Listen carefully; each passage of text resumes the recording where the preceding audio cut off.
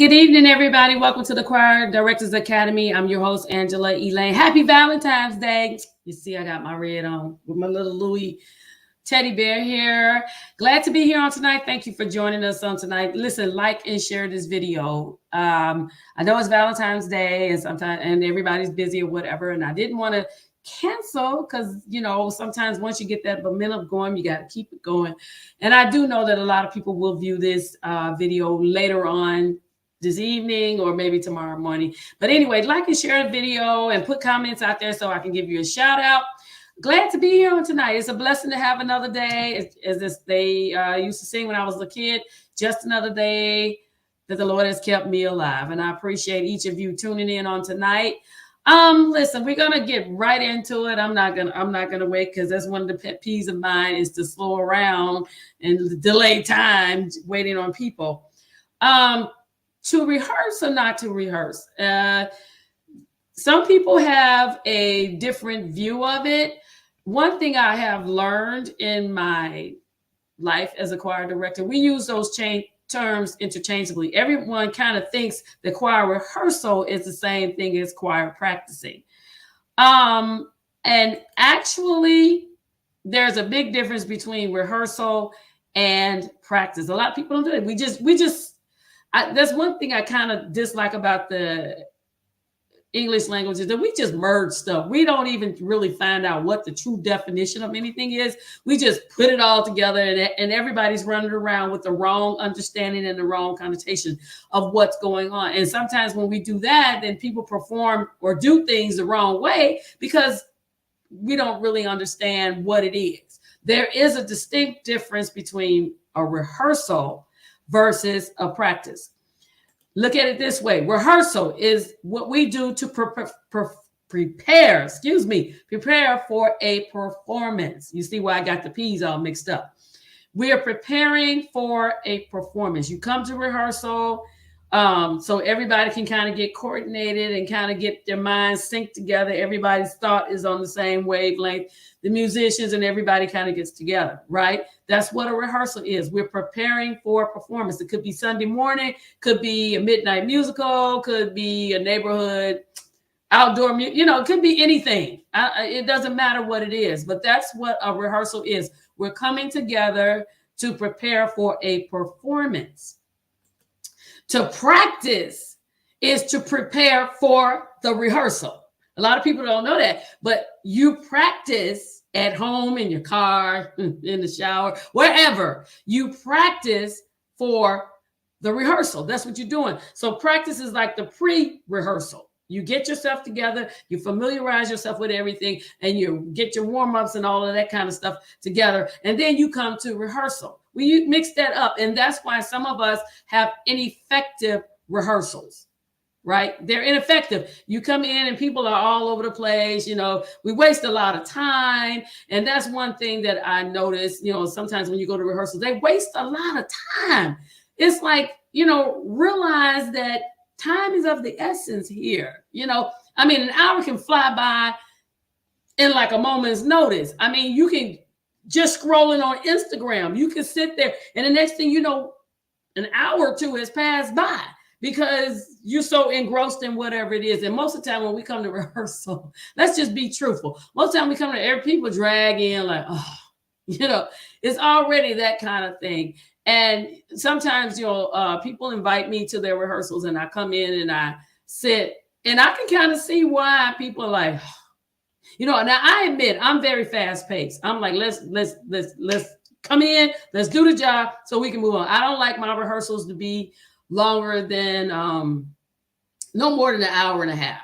And if it's an hour and a half, those of you who have sat through my rehearsals, if it's an hour and a half, believe me, we're moving. I'm not spending more than 10 minutes on a song. That's in a rehearsal. I'm not spending more. If I got to spend more than 10 minutes on a song, then maybe we need to drop this song and move on to something else. I don't have, most of the time when I come, I'm coming with the intent to rehearse at least 7 songs, get something done, because I may not have another rehearsal. I'm one of those people that don't have a rehearsal every week. I don't know if I don't know what it is, but I just can't have rehearsal every week. I can have it every 2 weeks. So when I come, I got everything lined up what we're going to do, and we need to get this done and whatever, right? But when I come to like various rehearsals and they have me there, and I just sit there and I watch it, and I'm just like, I can see why everybody's kind of like, breathing and, watching the phone, watching their, looking at the clock, doing all kinds of things instead of paying attention. And, there's just a few things that we need to tidy up, right? I'm always looking for a way, even in myself. I'm a veteran choir director, but I still look for ways to make choir rehearsal interesting, to respect everybody's time, and even respect my own time. You know what I'm saying? I mean, I don't want to sit there and be there for 2 hours and we only went over 2 songs. I mean, all kinds of things come into play when you have a rehearsal, right? So the first thing that I noticed that makes a rehearsal ineffective is being unprepared. One of the worst things you can do is let the rehearsal be the first time people have heard of a song. That's not what rehearsal is for. I know we do a lot of different things, but trust me on this. That's not what a rehearsal is for. It should not, when you come to choir rehearsal, let's go back to what I was talking about. Rehearsal is we getting together to prepare for a performance. When you come to rehearsal, that should not be the first time that a person hears a song. Hey, Isaiah. Hi, Walter, Linda, Zaire, and Terry. Good to see you. That is not the first time we should hear the song. If we're coming to rehearsal, that is not the first time that we should hear a song. Okay. I mean, all of us, you should make sure that everybody gets a list. Everybody doesn't have Apple Music. Okay. But everybody does watch YouTube. So you can create a list and give it to them. It should not be the first time. That makes your rehearsals ineffective, because then when you go over a song, you got to spend 10, 15 minutes just trying to get everybody to get the verse in their mind. And if it's a song that's not quick, like a Reverend Timothy Wright song, we're going to waste a lot of time. We're going to spend at least 30 minutes with them just trying to get the verses together. And then if you got so many different turns and riffs and it just, you're going to frustrate the people. You're going to frustrate yourself, first of all, because they're not going to catch on quickly. And then you're going to get frustrated. They're going to get frustrated, because then you start elevating your voice and you start looking crazy and, all these kind of reactions and things. And basically it's because you were not prepared. So when you have a rehearsal, that should not be the first time they hear a song. You should always get that list of people and let them start practicing at home. Right? Choir practicing is at home, away from the rehearsal. When you come to my rehearsal, I expect you to already be familiar with the song. You should know the basic melody. You should be familiar with the words. When you come to a rehearsal, it is to perfect the song, not to teach the song. Perfect it. Everyone, and the reason we're coming together to perfect it is because everybody doesn't have the same ear for music. All right. And if you're the leader, they definitely don't have the same ear you have. Right. Or else you wouldn't be the leader. So when you come, everybody, it's like everybody sings and they think, oh, I know the song, blah, blah, blah, blah, blah. And then when I hit that key and say, all right, sing, and then I hear all kinds of stuff, it's to blend everybody. Really, that's what rehearsals are for. I got notes here.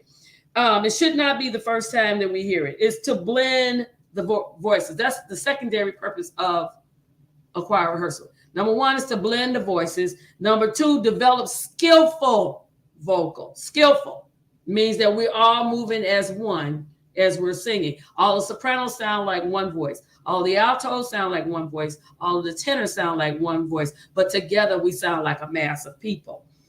Is to provide balance. You can't have one person singing louder than everybody else.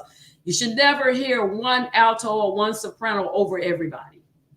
Sometimes some people, you got various levels of people in the choir. And sometimes people do that. You get this one person that's singing so loud. It's like, It's not a one-man show or one-woman show. You have to kind of position them because their voice is so loud and so strong. You have to position them away from the mics that it will pick up, a few sound waves later, it'll pick up their voices, and then it'll kind of blend in everybody. You have to do that. Sometimes I listen to choirs and they're not blending. It's just like a bunch of people singing together, and I'm like, that means somebody didn't rehearse, because then you would position people in a way that their voices would carry. There are some people who may not have a strong voice, but they have, when I say strong, I mean a loud voice. Let me put it that way. But they're strong as far as maintaining the note. They can sing anything. They just, for some reason, they just don't have a loud sound. Well, you can develop them into a pillar in the choir. But then you got these people who are loud and voices going everywhere. Those kind of people, you got to kind of push them without hurting their feelings. You kind of push them on, position them so that the mic won't pick up their voices. All right. So that's kind of like an overview of rehearsal. That's what we're coming for with our secondary thing. Hey, Navinka, that's a secondary thing with rehearsal. But again, at your rehearsal, this should not be the first time that they hear a song. These are some of the things that I noticed that people kind of like perturb, because then you're going to waste time. Right? You're going to sit there and then you're going to do a whole lot of whatever, and everybody, the musicians doing their thing. You got your staff doing their thing. You got the choir doing their thing, and nobody's listening. And the second thing, the part B to that, is when the person who is in charge, who is the director or directress, is not prepared. The worst thing you can do is come to rehearsal and then you're asking somebody else what the note is. No, if you're standing before me and you're telling me that this is your rehearsal and we're coming to rehearsal. Now, mind you, I'm hungry, I'm tired, and I could have been doing something else, but I'm coming to be obedient and work in the Lord's house. I don't expect you to stand in front of me and asking me what the note is. No, don't do that. Because then you are, if you're standing in front of me and you're not prepared, you don't know which way you're going. I'm not saying, now let me throw this in here. I understand sometimes when you're learning 15, 20 songs, you might get something twisted up and, get mixed up, because I've done it. But at the same time, people realize that it's not that she hasn't studied. It's just that it's so many songs run at the same time. She's trying to get things done. But when you only have one song to teach, and you're standing there and you have no clue which way you should go, you're asking me for the part. That makes the rehearsal ineffective. Whenever you're presenting anything, even the musicians, everybody needs to be prepared. Like I said, nobody needs to be trying to learn anything unless it's a song that's really, really simple. For the rest of my life, for Reverend Timothy Wright, for the rest of my life, I'll serve him. That's pretty easy. And with the music coming in, you can kind of like roll with that. But if you got a more complex song, like maybe a James Hall, God is an awesome God. Not him. God wants a yes. I'm thinking youthful praise. God wants a yes. Well, you need to have people prepared before they do that, or else you just wasting time. All right. So that's two of the things. Not being prepared, because then that makes people drift. And then it gets to the point where people won't come. A lot of people have rehearsal and then you sit there with like 5 or 6 people. Well, that's because it's not inviting, it's not encouraging anybody to do anything. Hey, Serena, it's not inviting anybody to do anything. So they just kind of sit there listless, going every kind of way. Another thing that can make our rehearsals ineffective is lateness or tardiness. If you're in charge, you should be there before everybody else, preparing yourself, kind of getting things in line. You're always going to have those people that are going to be on time. You're always going to have those people who are going to be late. With myself, I don't care if I say if something starts at 7:30, that's the time it's going to start. I don't care what time you get there. I'm going to start. Now, most of the time when I get there, the musicians are there because they're ready to go. And then I may have maybe 5, and I'm talking like a big choir, like the jurisdictional choir or something like that. So they may come in late, and then they may, I may have 15, 20 people. Well, I'm not going to sit there and wait for the other 40. No, I'm going to get started. I'm going to keep moving because I respect the people who came. You don't want to hurt, you don't want to waste their time. They said, I was on time. So why am I penalizing me for the ones that are coming in fashionably late? Or some may have a legitimate excuse, work, whatever. It doesn't matter. But you have to establish a theme. You have to establish rules. We're starting on time. If you remember that scene from Drumline, he said if you're whatever time choir rehearsal starts, 7:30, band rehearsal starts 7:30, 5:30, whatever. And he said if you're on time, you're late. And if you're 5 minutes early, you're on time. Why? Because if you get there, if rehearsals at 7:30 and you get there at 7:25, it's going to take you 5 minutes to get to your seat, take your stuff off, unwind, and recalibrate your mind. Right? A lot of people forget about that. When you're driving, that's why you get to work early, because when you're driving, your mind is you're running. You're hyped and you're honed. So when you get to work, you got to settle down. That's why some people go and get their coffee, they get their tea, they get a donut, they get whatever. You got to kind of pull yourself in, recalibrate, and be focused so you can do your job. It's the same thing in rehearsal. You come in 5 minutes before 7:30, you're running. Because you like, okay, I want to get in my seat. Then you get, and then you got to try to get yourself, catch up to where everybody, no. I usually get there maybe 15 minutes early because then I don't have to rush. I can kind of get myself together and kind of get my thoughts, determine what I'm going to do and how things should be done. Late or tardiness makes a rehearsal ineffective, because you know how it is. If you tell everybody to be there at 7:30 and then the people don't get there at 7:30 and you sit around and wait till 7:45, guess what? The next time they're going to get there at 7:45 because they know you're going to wait. The next thing you know, a rehearsal that should have started at what? 7:30 now starts at 8 o'clock. And then you got 6 songs you need to go over. And God forbid if nobody knows what you're going to go over. you just... you're going to be frustrated and they're going to be frustrated as well. All right. And that's just not good.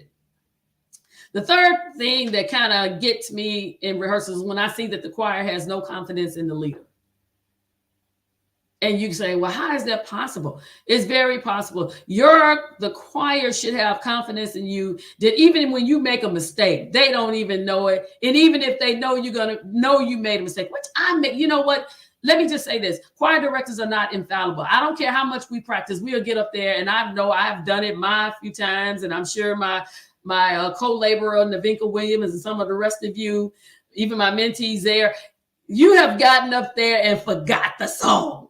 You're just like, and you know what? But it's not the end of the world. You just learn how to just like, okay, you just tell everybody clap your hands, and we just rock till I figure out where I am. It happens. But even in that, your choir should be confident enough to know that, okay, I can clearly see she forgot it, but they're confident enough to know that you're going to come up with something else. You're going to be smooth about it and not just stand there and freeze like, oh my God, I made a mistake. Oh my God. You won't do that. You will do something, whatever comes to your mind, you'll do something to kind of smooth it over so the audience don't need to know you made a mistake. The rest of us may, the choir may know, the musicians know, or whatever else. And then they have, sometimes with me, I'm so smooth at it. God has blessed me that I just, they don't even know I messed up. They just rolling with me. I'm doing, they just rolling with me. Whatever you do, that's what we do. That's fine. And then after everything is over, then I tell them I didn't know what I was doing. They're like, I didn't know, well, I can tell you now because it's all over and the audience received it. Everything went out okay. But they should have confidence in you to know that you're going to take the time to learn. You study. You're well-bred, well-studied person. The Bible tells us, study to show yourself approved, the workman that need not be ashamed, rightly dividing the word of truth. And I know we're talking about living and all of that, but it also applies to music. You want to be skillful in what you do. You always want to do your best. You want to present yourself in the best possible way, because you got people coming behind you and they're learning from you. My mother was a choir director. She had 2 choirs, and then her mother was also a choir director, and then her mother was a choir director. So a lot of things that I've kind of was like innate with me, but I still learned from them. I learned from I don't want to say the mistakes of others, but I learned methods that others use that may not work. And then I choose not to use those I kind of exclude them from my repertoire, right?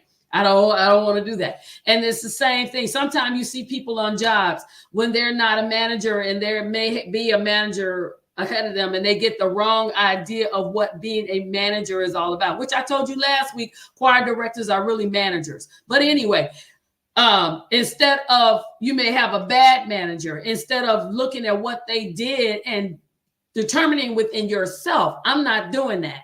A lot of times people turn around and they become the same manager that they may not necessarily want to be, but they become that same type of person.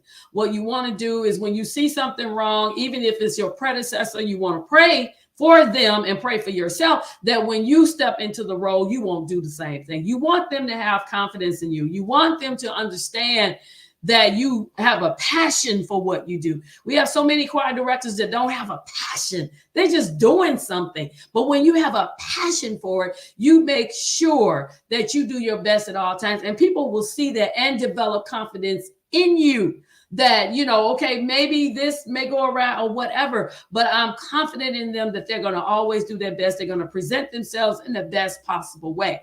Music, when you're leading a group of people, is not all about the music side of it.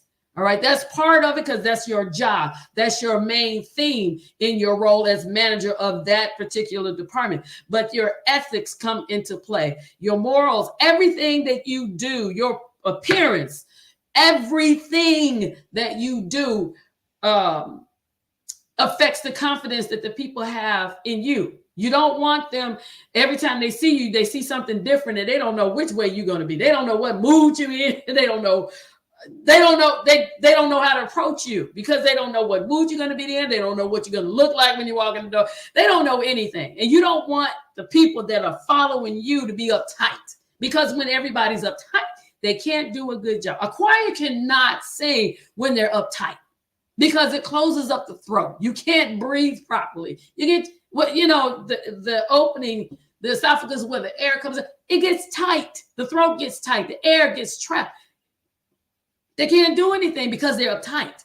But when they relax and they have confidence in you, you'll be surprised how much better they can sing. You'll be surprised how relaxed they are, and they'll get with you, because the confidence is there. You're stable. You're stable. We have to be stable as choir directors. We have to do, I don't know why I'm going over here, but anyway, we have to be stable. You can't be flying off the handle all the time and doing, you can't do it. You have to be at a point where the people can relax and sing and follow you. Right? Some of us, we get caught up in the actual hand. And I tell you all the time, it's not all in the hands. And that's why we don't compare ourselves to one another. Some people can do all of these different things with the hand, but that doesn't mean that they're anointed. That doesn't mean that they're a better director than you. Confidence comes is when we see that you know which way you're going. You're following the Spirit, and we see which way you're going, and you're happy and you're excited and you're smiling.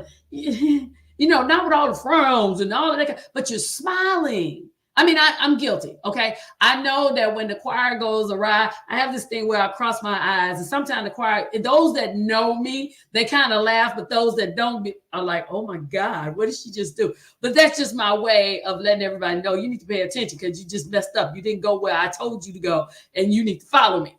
Right. I don't, sometimes I do that, but I try not to do that, because then the audience knows somebody wasn't following. Right.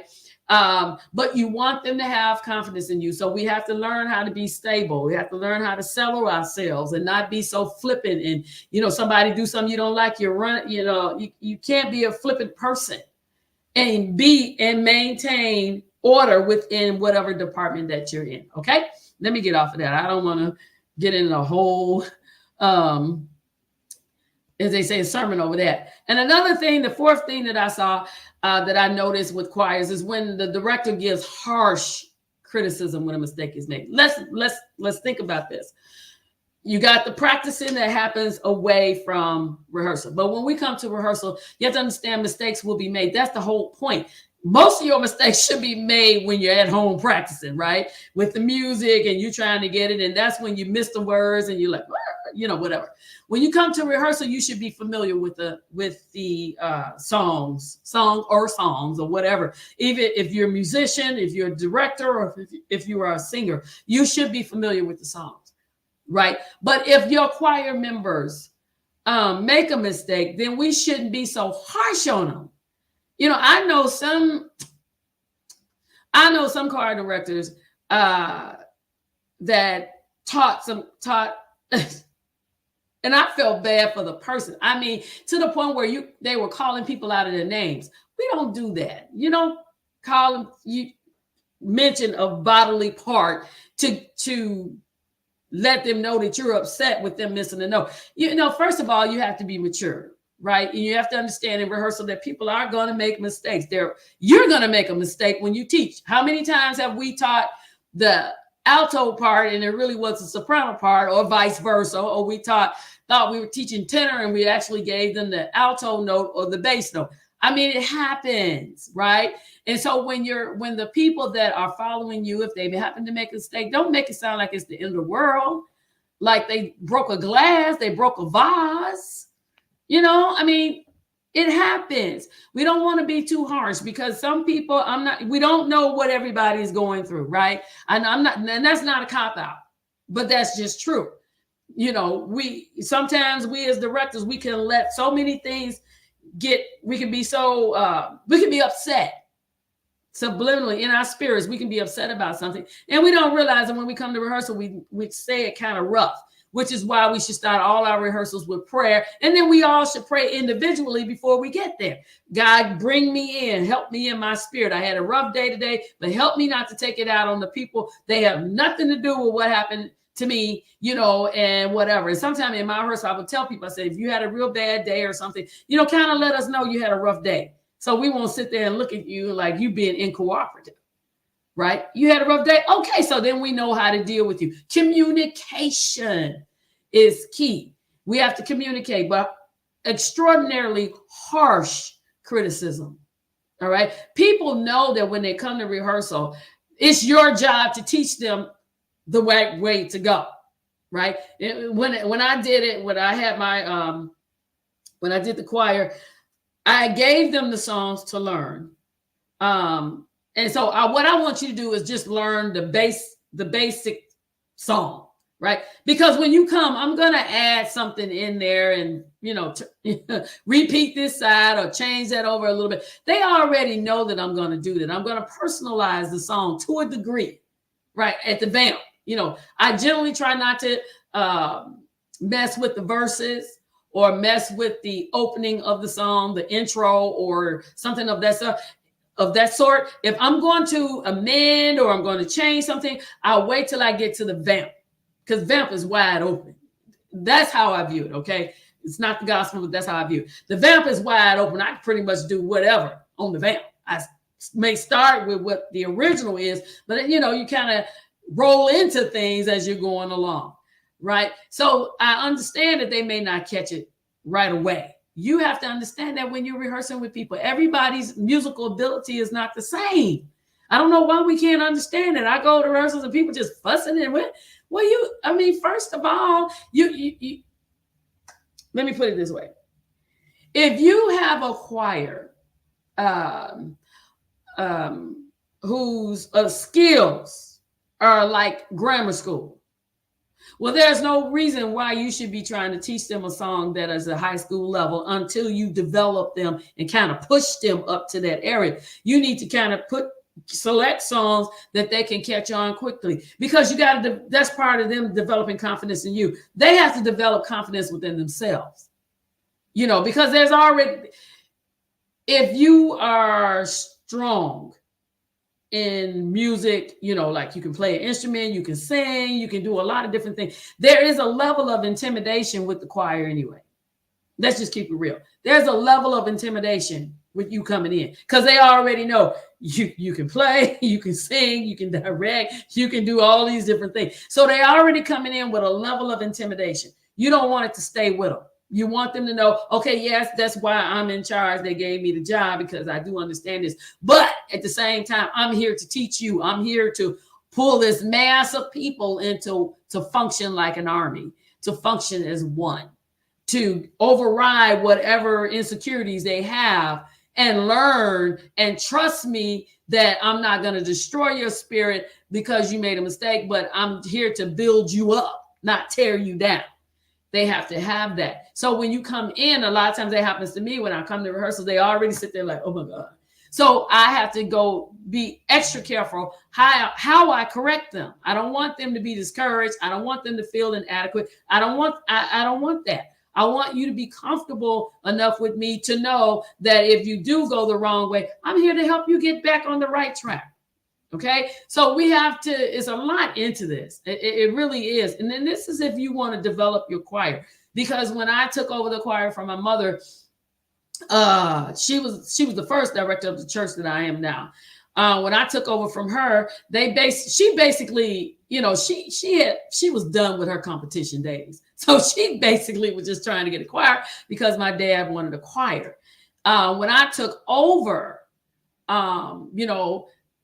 a new era came in where I focused on a cappella music instead of the traditional, you sing and then you got the music covering you up, and you got to wait till a few chords are played and then the song. No, I went the total opposite way. I required that you know the song and be able to stand on your own without music. That is, and that's when you really know the song. If you can sing that song without music, because that tells me that you really know it. I don't care about you singing with the group, and music, and you got umpteen folks with you. But if you can stand alone and sing your part by yourself and not blink an eye, then I know that you know it. So you don't want to kill anybody's spirit. You want them to have the ability to learn, to grow, and feel that, okay, yeah, she's going to correct me or he's going to correct me. I'm going to make mistakes, but it's not the end of the world. I'm just going to take that home, record it, take it home, and learn on my own. Okay. So I hope that helped everybody tonight. I think that's all I had in regards to the difference between rehearsal and practicing. Rehearsal is more relational. It's a combination of the musicians, the choir director, and the singers. When you're practicing, choir practicing is more or less it's personal. You're at home going over the songs, you're learning your part, you're doing all of these things, and it's the practice before you're practicing for the rehearsal. And then that's what makes the rehearsal effective. Okay? My last thing here, I have a question of the day that somebody sent me, and I'm going to run through that real quick, and then I'm going to be done. Question of the day. Is it okay to have an audition for a church choir? For me, in my experience, that depends on the number of people in, your congregational size, the number of people in the choir, the number of people you have to select from. And what else did I say? The number of choirs that you're going to have. Oh, you're welcome, Victoria. You're so welcome. It depends. Now, let me say this. When I was growing up, before my father opened up a church, my mother was a member of another church, and she had two choirs. She had the youth choir, and she also had the teenage choir. The youth choir, she did not have auditions for. It was just basically, you come up here, you sing, everybody sang in unison, no big deal, right? But when she had the teenage choir, children's choir, which went up to about the age of 13, I think. Something like that. I don't know. I can't remember, so long ago. But anyway, she had the children's choir, and then she had the teenage choir. I do know that. For the children's choir, no kind of audition. You just want the kids up there with their white blouses, navy blue. I think we had navy blue and white. I remember that.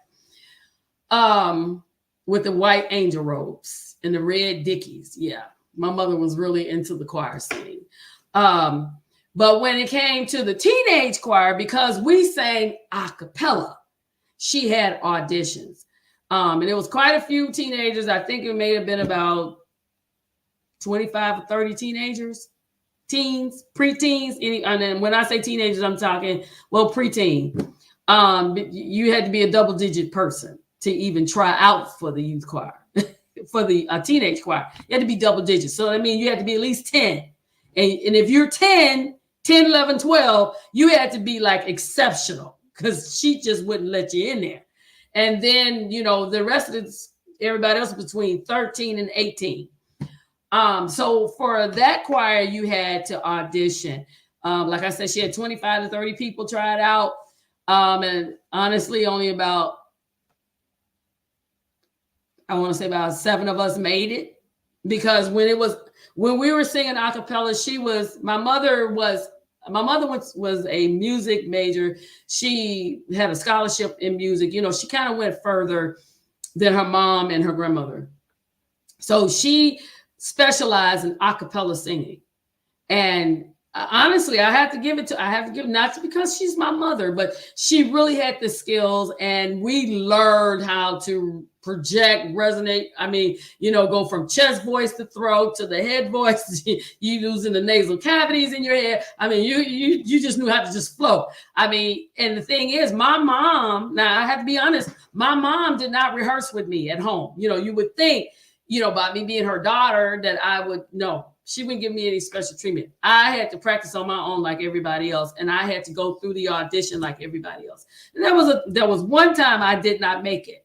She was just like, "You're not singing." So that's when she had 25 or 30 people, and she only ended up letting maybe 7 to 10 people sing.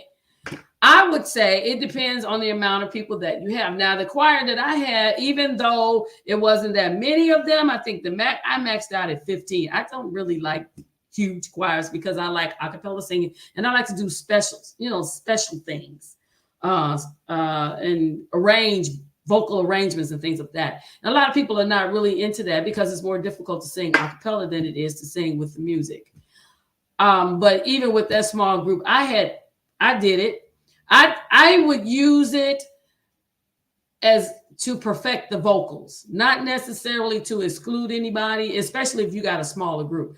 I would use that to ensure that the people are actually learning their parts. But if you got quite a few people to pick from, then yeah, I would. And that depends on what you're trying to do. If you just want a regular choir, then maybe you don't have to do that. If you want a recording choir, then you might want to consider that. But if you're going to develop a choir that you want them at a competition level, which is where I focus more on a competition level, which means the first note that comes out of your mouth has to be right. You only got one shot at this. And once those first notes have to be right. Then after that, we can relax a little bit, right? If you're going to develop a competition grade choir, then yeah, you need to audition. So it kind of depends on which way you want to go, right? Everybody's different. It depends on what your goals are and what you plan to do. If you just want to do recording, then you probably need to consider that. But if you want to get more into the choral competitions and things of that sort, then absolutely, you need to audition. Okay, I hope I said something to help everybody. Listen, it's been a beautiful day today. Happy Valentine's Day to each and every one of you. Thank you for hanging out. Thank you for all your comments. Like, share this video. I appreciate each of you being here with me on tonight. It's been a great day. And I hope I said something to help you learn. Listen, tune in next week. Not really sure what I'm going to talk about. It's so many things. Thank you all for your questions and your suggestions for the show. I appreciate it. I have my own, quite a few. But when you all give me some, it just makes it easier because there's so many things. When you've done this for so long, you kind of forget a lot of things. And then when people send me questions and then they're kind of like, oh, that would make a good show, and I talk about it. Because sometimes you've done this so long, you forget a lot of different things, as you do in whatever field of your specialty. You know more than what you can remember. And that's not a bad thing. That's a good thing. That's what gives people confidence in you. And that's what gives you depth, that when whatever you say is solid as a rock. Okay. Love y'all. Have a great day and peace.